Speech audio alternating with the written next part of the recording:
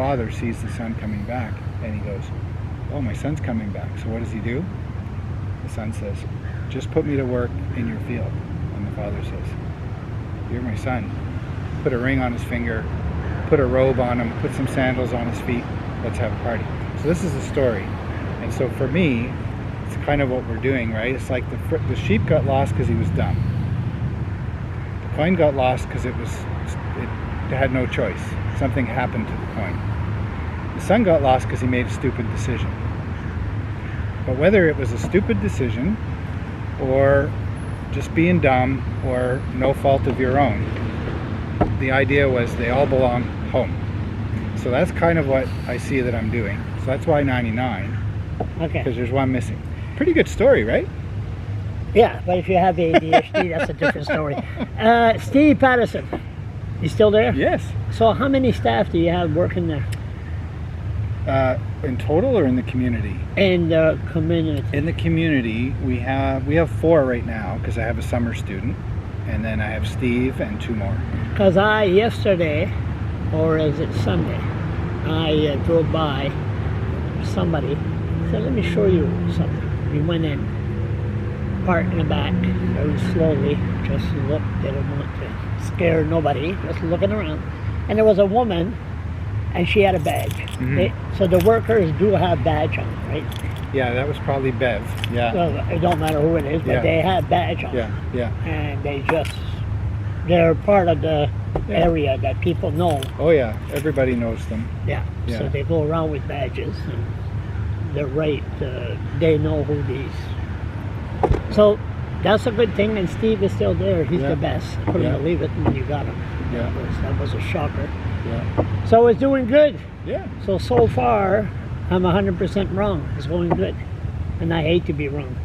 I don't know about 100% wrong.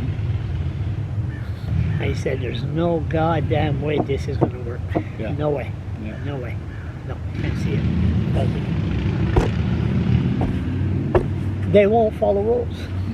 And now, you prove me really wrong by inviting medheads over there, or what do they call it? Mental disorder, what's that word they're using? Well, I think it's, you're talking about substance use Yeah, disorder? substance use. I hate it. Does so-called doctor, Sarah Davidson, is she part of your group? Does she go there, and do you listen to her, or? Well, she runs Riverstone. Yeah. And so Riverstone. Does she suggest people well, to go there? Or? You don't have to answer that. No, the agencies don't directly suggest. So how it works is it's called the By Names Committee, Social Development, and a committee of people. I'm not on the committee. When we have August 1st, 3 houses, we go to Social Development Housing. We say we have 3 houses. They then go work with the committee, and they look at the list and they go, who are we going to bring forward?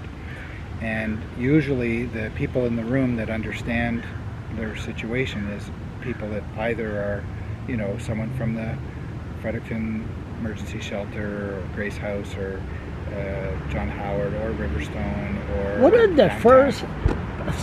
What are the first people to be there? Would be somebody from St. John or Moncton that don't know anybody, but that's on Matt, that's on Crystal Matt, but wants to see the proper way, have a good life, but doesn't know anyone in the territory. And there he is. You're just taking the person from St. John or Moncton, you give them a tiny home. You're saying that the person, or her or she, has a tiny home, and they don't know anybody. So they can't connect to the old people that used to be on. Oh, you're saying this would be a good idea? Yeah. Oh. Yeah, that's what I'm just bringing it out there. That's all. I mean, I think there's people that come that don't know anybody, and there's people that know each other because they've been in similar circles. As soon as someone moves in, I get 5 people telling me everything they want to tell me about that person, and that kind of thing, right? So there's a bit of both. I mean, we have people. I have one of the first community members that moved in, Charles, that I barely ever see him. It's like a sighting is a rare sighting. He keeps to himself. He's quiet as a mouse. he doesn't interact with anybody else, and that's fine. And I have other people that are outside on their deck all the time talking to everybody, and everybody knows them, right? And so it just depends how you're wired. But the people that want to just close their door and keep to themselves, they can do it. It's no problem. They just come and they go, and they, you know. So it depends. But for a lot of people, I would say for most, they do have really good supportive relationships, and I see how they form. You know, this guy's always talking over here, and this person's got good advice for him, and he's like, this is a healthy, positive relationship. So they support each other, even if it's just encouragement or, you know, that kind of thing. So you know, it's like a guy I know used to say, people run out of friends before they run out of money. Oh, yeah. Like it's the biggest, you know, you got a big health crisis, you got a big this crisis or that crisis. It's not the money that gets you through it, it's the friends that get you through it, right? Yeah.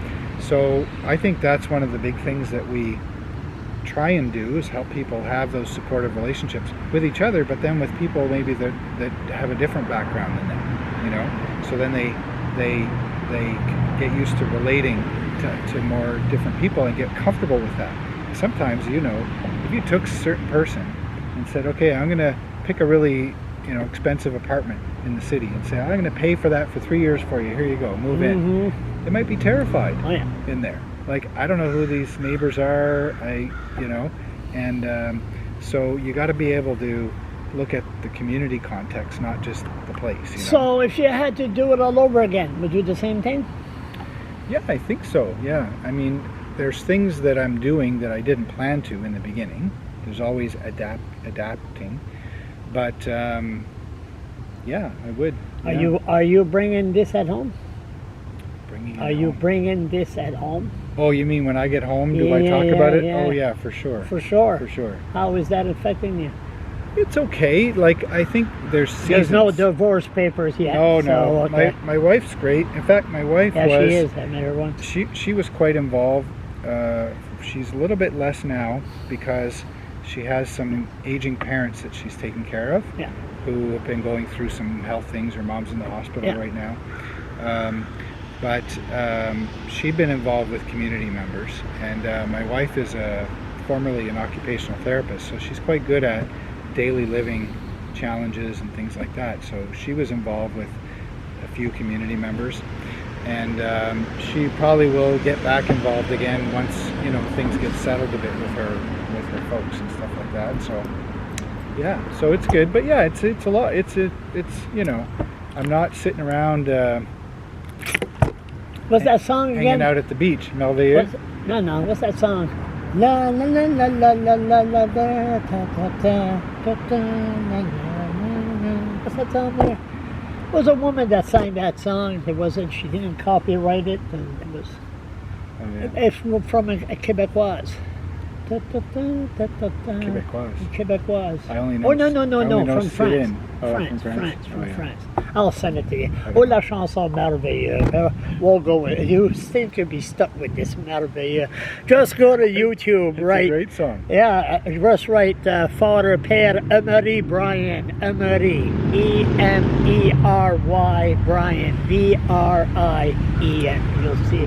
My great-great-grandfather was Emery. Really? Yeah. So, I think he had like 50 grandkids. So they're all sun rays, or what do you call it there? Energy friendly, all your cabins. Well, it's. I think. Sorry, I think it's.